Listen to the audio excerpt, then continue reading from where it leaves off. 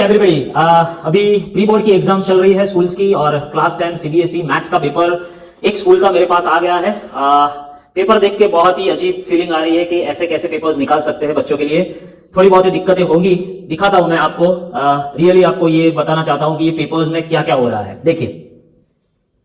देखो, it's 80 marks of paper 3 hours. MCQ तो चलिए थोड़े बहुत इतने डिफिकल्ट नहीं है, लेकिन लेंथी बहुत है।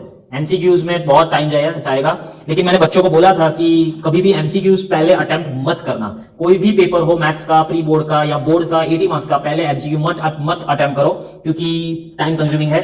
मुझे ताज्जुब बात की ये लग रही है कि ये पेपर स्टाइल के हिसाब से पेपर नहीं हो रहा है और कहीं कहीं जगह पे उन्होंने डिलीटेड सिलेबस में से क्वेश्चंस पूछे। जैसे कि आप ये देख सकते हो, ये वाला जो क्वेश्चन है, yes this is from your old text book. ये वाला जो क्वेश्चन है वो तो एग्जाम्पल का क्वेश्चन है पिछले डिलीटेड सिलेबस में।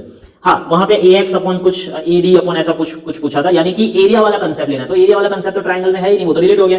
ये वाला सम बहुत ही बढ़िया पूछा है, बहुत ही बढ़िया, लेकिन स्टूडेंट्स को नहीं आएगा। मैंने सॉल्व कर दिया है, दिस इज द आंसर। ये पूरा क्वेश्चन मैंने अभी सॉल्व किया। सो 89/13 यूटी का आंसर है, लेकिन बच्चों को फर्स्ट टाइम में फर्स्ट अटेम्प्ट नहीं होगा। अभी यहाँ पे एक दूसरा मुझे दिखा, ये एस प्रॉपर्टी का थ्योरम पूछ लिया। तो ये पूछने की क्या जरूरत थी? ठीक है, आप बच्चों के लिए पूछ सकते हो, लेकिन आप पहले बताओ कि इस तरह से हम थ्योरम पूछने वाले। बोर्ड्स ने भी कभी ऐसा एसएसएस वाला इतनी बार पूछा नहीं है। कई बच्चे 6.1 थ्योरम प्रिपेयर करते हैं। सो देख के मुझे ऐसे लग रहा है कि ऐसा स्टंट टीचर्स ने जो किया है वो थोड़ा बहुत डिफिकल्ट होगा। ये केस स्टडी भी बहुत अच्छी पूछी है, नो प्रॉब्लम। बच्चों के लिए डिफिकल्ट हो सकता है। स्टैंडर्ड पेपर में ऐसे क्वेश्चंस अगर आप बड़े बड़े डाल दोगे तो मैक्सिमम टाइम कंज्यूमिंग है।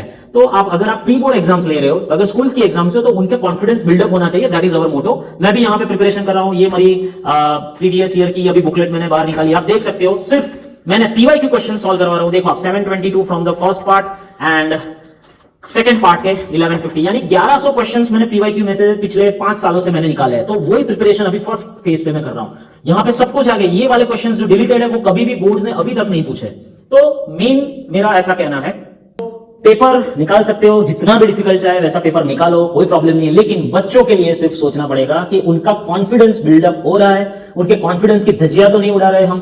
तो प्लीज मेरे स्कूल्स के टीचर्स बहुत ही ब्रिलियंट टीचर्स है, मैं किसी को कोई अंडर एस्टिमेट नहीं कर रहा हूं, लेकिन बच्चों के कॉन्फिडेंस को अभी समझना पड़ेगा, क्योंकि ऐसे पेपर्स निकालेंगे तो बच्चे डिमोटिवेट हो जाएंगे और ये बोर्ड के जो पीवाईक्यू क्वेश्चंस है वो वहां पे इतना नहीं लेते हैं। फिर भी वो स्टैंडर्ड पेपर हो या बेसिक पेपर हो, इतना डिफिकल्ट नहीं आएगा। सो हमें बच्चों के हिसाब से सोचना पड़ेगा कि हाँ, 2-3 क्वेश्चन हम डाल रहे हैं, लेकिन वो कभी भी डिलीटेड सिलेबस में से नहीं होना चाहिए और क्वेश्चंस अटेम्प्ट होने वाले होने चाहिए। और कभी भी अगर आप कोई स्टूडेंट्स टीचर को पूछ ले कि ये मेरे को क्वेश्चंस नहीं आया, तुरंत उसको जवाब आना चाहिए टीचर्स को, क्योंकि पेपर सेट किया हुआ है। तो मैंने तो अभी पेपर सॉल्व कर दिया, मैंने तो बता दिया।